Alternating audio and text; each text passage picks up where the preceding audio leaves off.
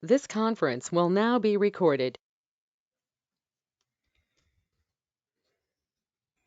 So first, today we'll understand like how we need to create a GitHub account, and then we'll get started there. So first, to create a GitHub account is pretty simple. You need to sign up, and here you need to provide an email. Okay. So you can provide any email. So let's say test user at gmail.com, something like that. And you click on continue.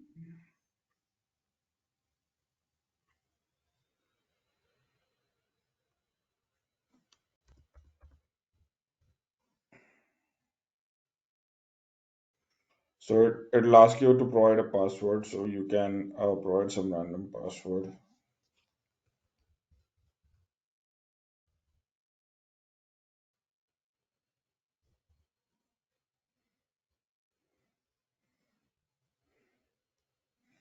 Okay, and it's not allowing us to.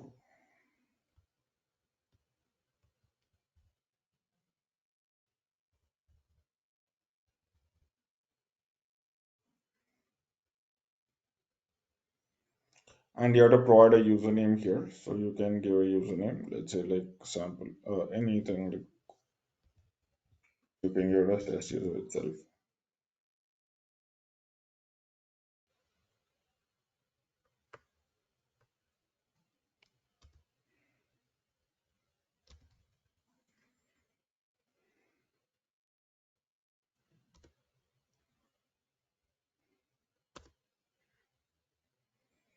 Okay, so you can give any username here,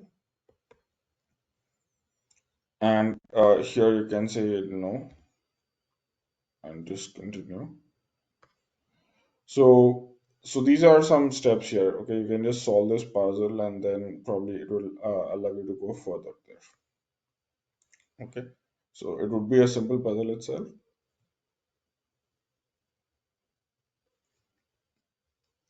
So just solve the puzzle, and then final step would be to activate your account. So you should be getting an email to your email address with the verification of your account, and then uh, like once you click the verification link, you should be good. Okay, so these are the steps in setting up your GitHub account. All right. So these are the steps involved. So any questions here in this setup process? Anyone?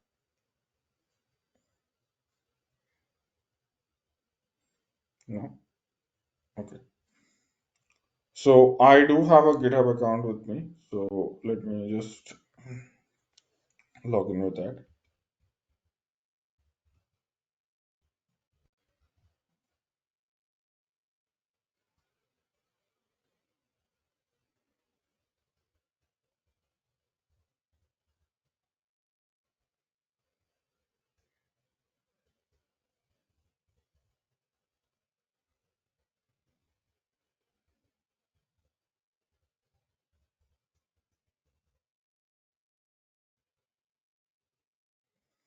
So if you are logging in for the first time, then it will send a verification code. Okay. So just paste the verification code that you have got in your email. So I'm just checking and checking for the verification code here.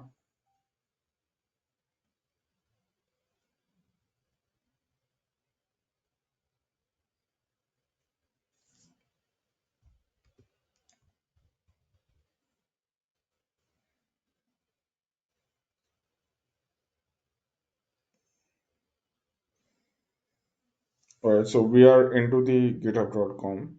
Okay. So there are various repositories that you are looking at here. So these are the repositories from my previous sessions. So now let's create a new repository here. So to create a new repo, right, you just say new and it will allow you to create a new repo. So we'll be creating a public repository, sorry, a private repository. So I'll say like, so you should provide a unique name here. So I'll take test repo.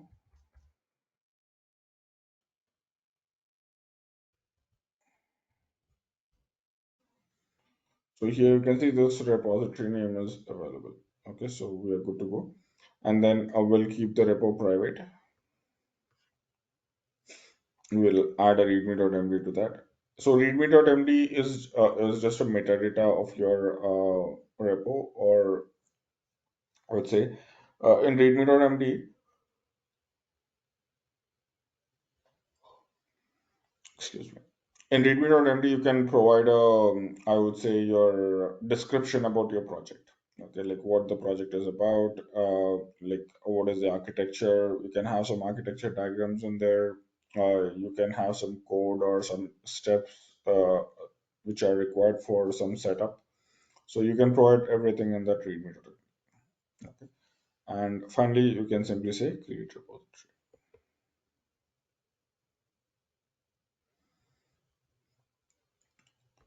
So there's a history with this branch that we have. So basically, for every repo, right, there'll be one default branch. Okay. So prior to October 2020, the branch name was master. Okay. But since October 2020, the branch name has been renamed to main. Okay.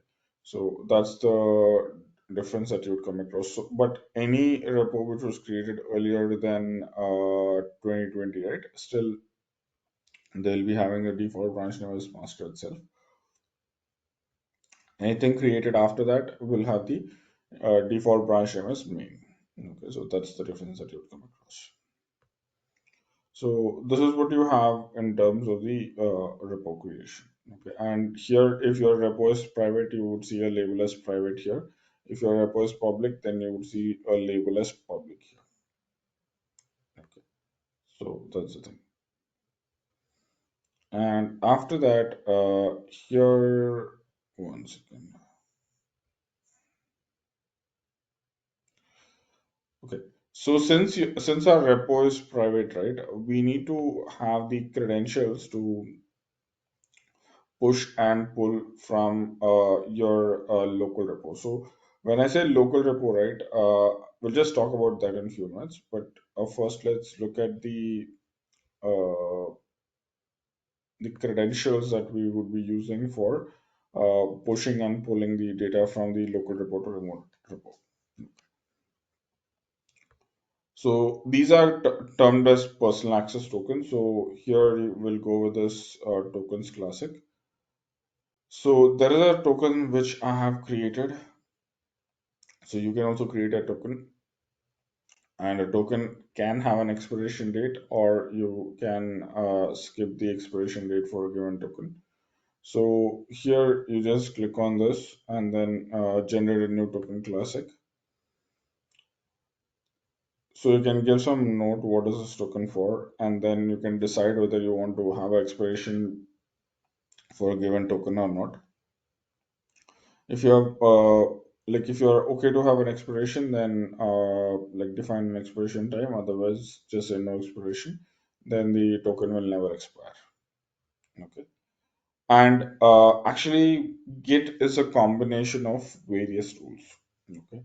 So the one which we'll be discussing is just the repo part, but Git is a combination of multiple tools. As I said, like you have Git repositories, GitHub Actions, then GitHub packages. Then you have a tool called as GitHub Code Spaces, GitHub GIS. Okay. So there are various things that are there in Git. So it's just that companies don't use them, don't use all of them. Okay, I would say some tools are used, some tools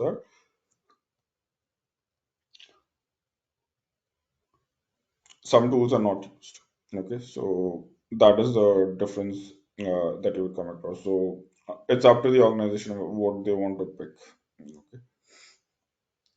So depending on which tools you are interested in using, right, you have to select the relevant option here. So you check the box. Okay. So here your token has a scope for all of these actions on the Git repo. Let's say you're interested in using the GitHub workflow as well. You can select that. If you're interested in using the packages as well, select these. So in this way, select the relevant tools that you would be using. And then after that, once you've selected the tools, just say generate token. Okay, at the bottom you have a generate token. So this will generate a token for you. And then, so token is a combination of characters, numbers, and special characters. Yes, you have few special characters as well. So it's a combination of like characters, numbers, and special characters. So just copy the token and then keep it with you somewhere safe. Okay. So that token, right, will act as a password for you in during the push and pull operations when you're performing by using the from your local repo, right? If you are trying to interact with the Git repo, that's the one which we have created from your local repo, then in that case, this token would act as a password. So your username can be your email address or the username that you've created during the setup of your GitHub account, but your password would be this token. Okay, so that is something that you need to understand. All right. So in Git, right? So let's get into our repo here.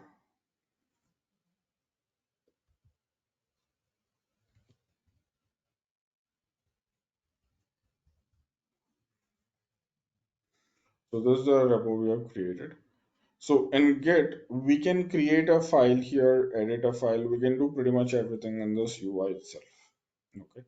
But if you are trying to edit a code and then execute that code, so the environment for execution of the code, okay, is something which you may not get on the github.com. So, but there are utilities in github.com itself. So if you go to this marketplace, right? So you would get apps here like Visual Studio or something. So I'm not so much familiar with this, but I did see people using some of the apps and then doing everything in this github.com itself. Okay. So you can download these apps and then use within this GitHub UI itself. Okay. So that is something that you can do. And but general method is okay. So in general, what everyone follows is, so if a person is using their own desktop, okay, and they have a Git repo here in GitHub.com, and then they are having their own desktop, let's say. So through the browser, they are accessing the GitHub.com. So some developers, what they do is they use these tools like JetBrains or the IntelliJ. Okay, so these are some integrated development environments which like you would be having as a default tool in your desktops. Okay, so if you're a developer, right, definitely they should provide you with all the tools on your machine to work on the coding part. So in all these tools, right, you can download the GitHub plugin and then you can set up a local Git repository. Okay, so that is something that you can do by using these IDs, okay, if you're a developer. But otherwise, the next option would be to download Git Bash. Okay, so as a user, you can try out this Git Bash. So Git Bash is a software which you can download from internet and then install it on your system. So type in Git Bash here. So you can see Git SEM. So download for Linux and Unix. So so this Git Bash, one second. I think this is the one, Git for Windows. Okay. So once you download and install it on your Windows machine, right? Then you can run the Git commands by using this Git Bash. Okay, that is another way of doing it. Then the third method which we'll be using in our sessions would be uh, using an EC2 instance. Okay, so on an EC2 instance, we'll be installing the Git software, and then we'll be performing these steps of setting up a local repo, and then we'll download the or we'll clone the repo to our local server. Okay, and then work on the code or any file that you have, and then we'll push back the data to the remote repo. That's your test repo 00657. Okay. So the main intention there is that on Git you will not have the executables. Okay. So let's say if you're writing an Ansible playbook, you can create a playbook here and then you can write the playbook. Okay? There's no issue with that. We are perfectly all right with that. But the problem would be like you don't have the environment to run the playbook. Okay, the executable to run the playbook is there on a server rather than on the github.com. So for that, you need to download that code to your local server, execute it, and if the code is good, then you need to push it back to the remote repository. Okay, so that's the process. All right. So uh, just give me 1 minute, guys. I'll reshare my screen. Just give me a minute.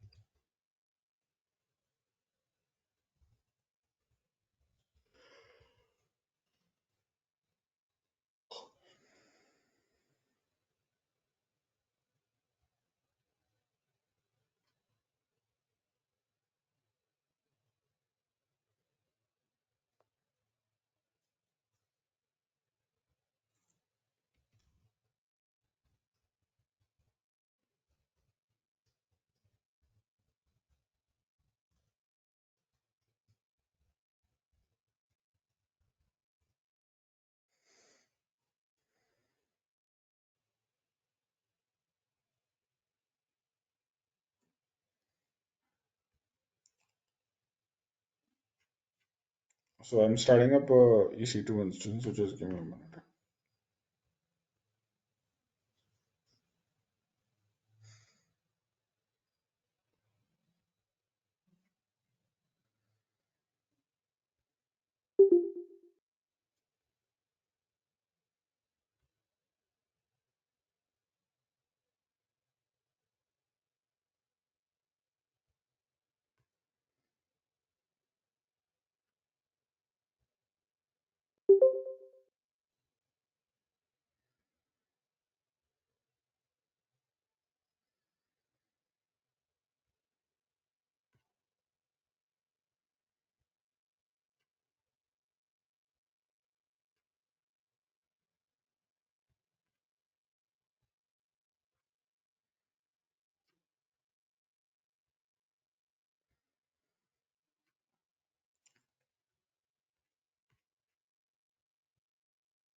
One second, guys. I'm almost there. Okay, so let's connect to a server. So I provisioned the server in EC2. So let's use that server and then we'll connect.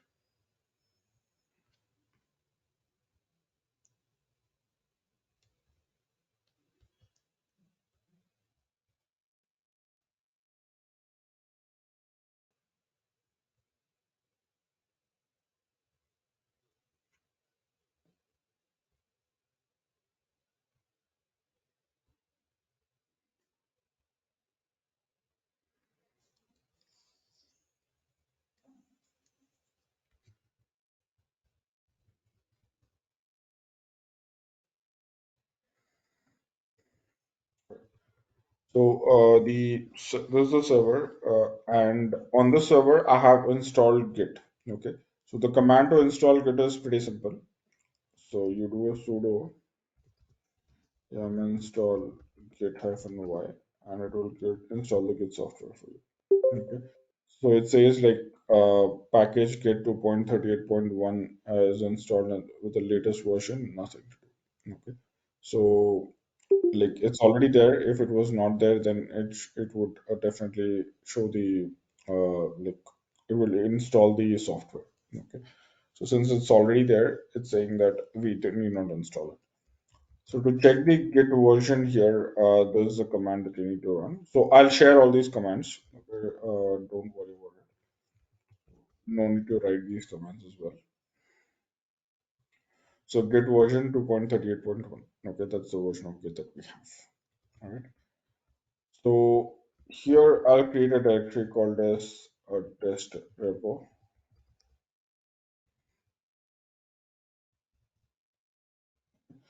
And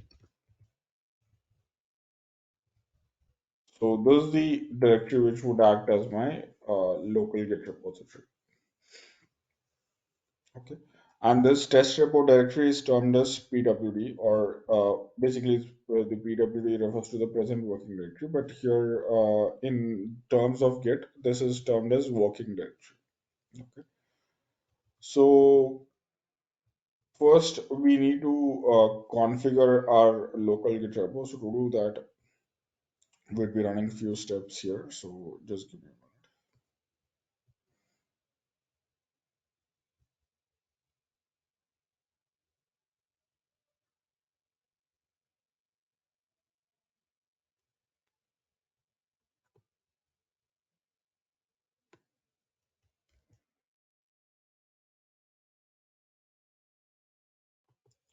So this is the username here. Okay, git config -f global username. The whatever is the username that you're looking at DevOps Tutor, any name you can provide. Okay, and then you can provide a username. Sorry, an email address for the given user as well.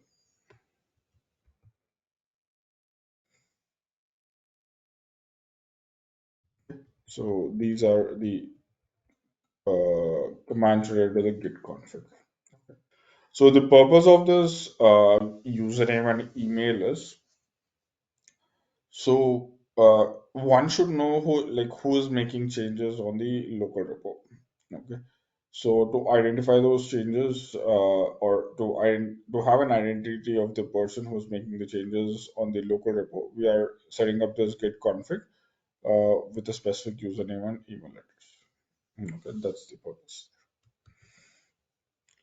Then git init is a command which will initialize the local repo here. So when I run this, you can see that it has initialized a .git directory inside this test repo here. So if you get into the .git directory, it will have a combination of multiple files and directories here. So this .git that you're looking at, or this directory, is a database of your local repo. So whatever changes that you do in your local repo, everything will be captured in these relevant files and directories. And whatever information that you'll be getting it on the local repo will be from these set of files and directories. Okay. So now I'll come out of it, and then so now we need to define an origin for this local repo. Okay, so currently this local repo is all by itself. Okay, it doesn't know what would be the remote repo that it has to talk to. So for that reason, we have to define the remote origin for this repo. So the repo's remote origin is test repo 00657. So this is the remote origin. So the command is get remote add origin and the repo name. So this will add this repository as the origin. And if you run the command get remote -v, it will clearly tell you what is your remote repository to which the current repo is pointing. All right.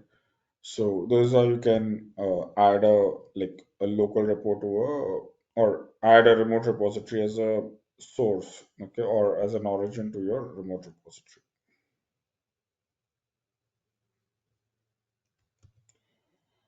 Then after this, so once you've added, okay, by using this command, the next thing that we'll do is we'll run this command git pull origin main. Okay. So the command is git pull origin main.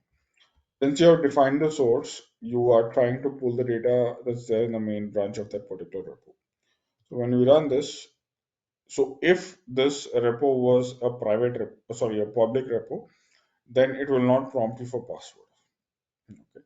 But it's since it's a public repo, a private repo, it is prompting you for username and password. So I'll provide my username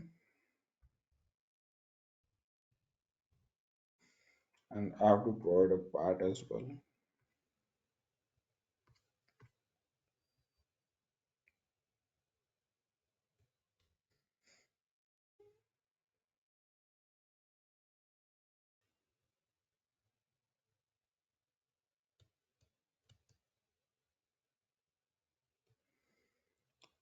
Okay, so this is the username, and here it's asking us for password. So that would be your PAT. Okay, that's the personal access token, and I'll paste it here. So you can see the data that's there in your remote repository has been fetched. Now, when you do an LSF the readme.md that you had in your remote repo, you will find the same thing here. Fetch repo 00657. Okay, and so there's a command called as git log. So this will have the commit logs of whatever commits that we have done on the given repo. So if you see here clearly, uh, the author information in this git log is C DevOps Tech, and there's an email address to it as well. So the reason for the email to be from the remote Git repo is because this commit was done in the remote repo. Okay. But further, if you do any commits on the local repo, you will not see this username and email address. You would see the username and email address which we have configured for the local repo. Okay. So that's the difference that you would come across. All right. And there's a command called as git branch, which will identify the current branch where we are. Okay. So here it says the branch name is master. Okay, but this branch name is no longer in use. So we need to rename this to main. So the command to do that is git branch name main. So this will rename the current branch, whatever you have, right? The branch in which you are right now to main. So if I run the command git branch, it will rename it to main. So let's say if you have multiple branches, so let's consider like there are three branches. So whichever is your current branch or wherever you are in the given Git branch, that will have the star right beside it. Okay. So since the active branch that's there is the main branch, so that's the reason there is a star beside it. Okay. So that's the thing.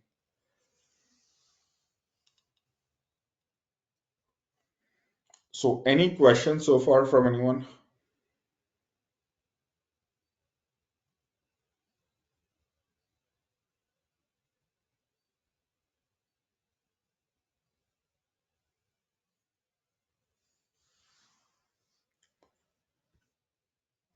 Krishna, Shri, Rishi, anything?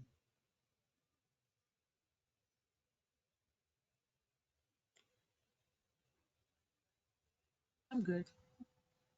Okay.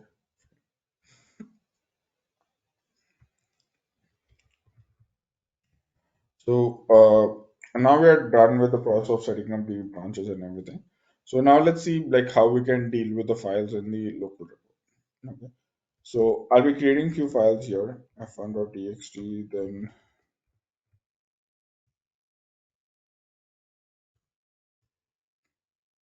okay, and if I do an ls fnldr, you can see that the files are created here. Okay. So when you run the command git status, Git will immediately identify that these files are new. Okay, it says untracked files. So there's this hierarchy for Git, so you need to understand this. So WD, okay, and then you have the uh, one second, the local repo.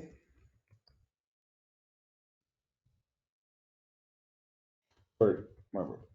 Working directory and then staging area.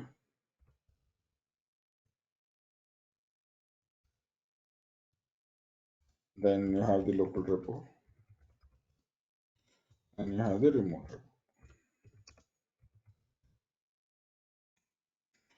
So whenever you create a new file in Git, right, or in the so this is called as this is your local repo, the directory test repo.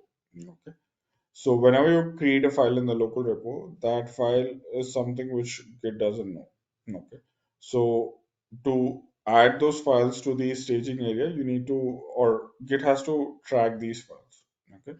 So for that, we run the git add command to add these files to the staging area. Okay.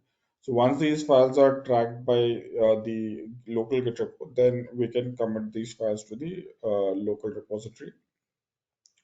So once the files are committed, these files are good to be pushed to the remote repository. Okay. So this is the hierarchy, like working directory is the test repo directory, and then from there you can push index these files basically to the staging area, and then from staging area it will go to the local repo, from local repo to the remote repo. Okay, so this is the workflow. So let's see the workflow what I've just explained. So the command to add all these files to the local repo is git add hyphen a. Okay, or to add to the staging area, right? The command is git add hyphen a. So if you now do a git status, it will identify these files. Okay, changes to be committed. Okay, earlier it was untracked files. Now after the files have been added, these are the changes to be committed. So in this event, now after the git add hyphen a, we will run the command git commit hyphen m. So you can provide a small commit message or you can provide a big commit message. It's up to you. Okay. So I'll say first commit domain.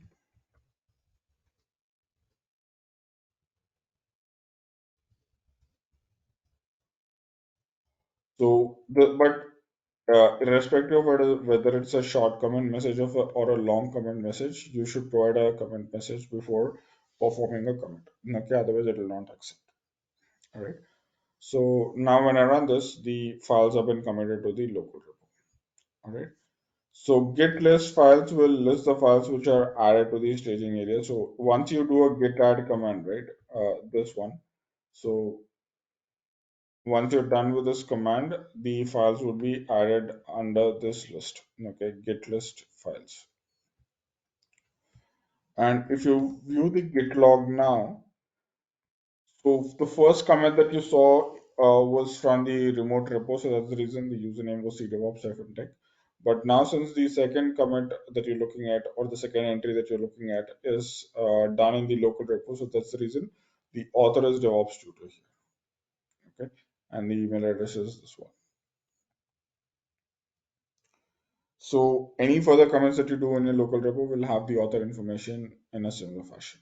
Okay, so that's the So here you have a commit ID, author information, date, and a given commit message. Okay. So you can write a long commit message as well. But the thing is, like, generally one would write a very descriptive commit message itself because one should know, let's say, like after you have made a change and if you go back, or then if someone is trying to see what changes was done, why it was done. So for that, right, you should tell them clearly that why this change was done, and then if there is any ticket or a user story associated with it, then you should tell them that okay, this change was done due to some XYZ reason or some user raised a concern regarding this. So they asked us to make some XYZ changes. So you should log the exact information in those commit messages. Okay, so that one would know why there were changes done to the given file. All right. So that is something that you should do there. So now we'll create two more files here,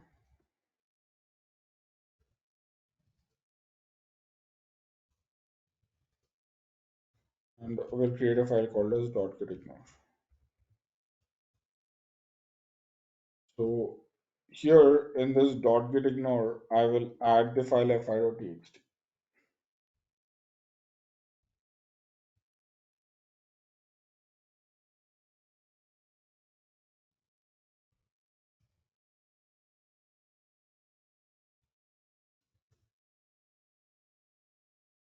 right? And if you do a git status,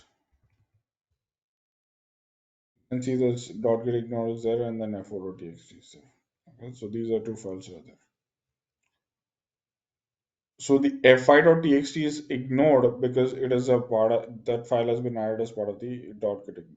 So in your current working directory, if you want to ignore any specific file, then that can be done by using this .gitignore.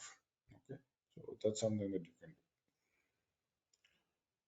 So now, if I want to add the this two files, right, I have to do a git add hyphen a, And then let's say if you want to provide a long commit message, then you do a git commit. And here you can see you have a like a V editor opened up. Okay. So you can write anything. Okay, whatever you wish to write, you can write it here, and then that message would be saved. So we can say second commit to me, and I'll save the file here. Now the changes have been committed. Now let's say like if you run the command git log, you can see that the second commit to main has been logged in this git log here. Okay. And let's say if you want to view a concise output of this git log. Okay, so here you can see there's a huge amount of information. But if you want to view a shorter version of this, then you can run the command git log hyphen hyphen one line. So this will provide you a short commit, sorry, not the short commit message. It's a shorter version of the git log, I would say.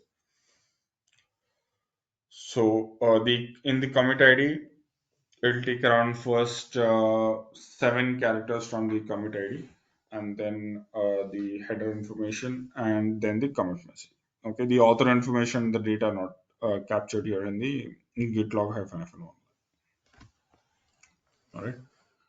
So this is how you can create your, I would say, like, so we saw the usage of the dot get ignore, and then we saw like um, how we can provide a long commit message as well. Okay. So this is it, guys. Like, we'll stop the session here today. Okay. And in the next week, we'll continue with this, wherever we left over, right? We'll resume it from there. So, any questions before we wrap it up here today?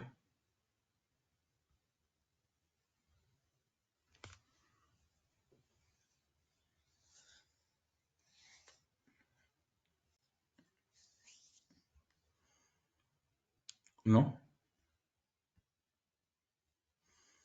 Okay. Fine then. So, let's connect back next week again, and then we'll continue the session. Okay. Thank you.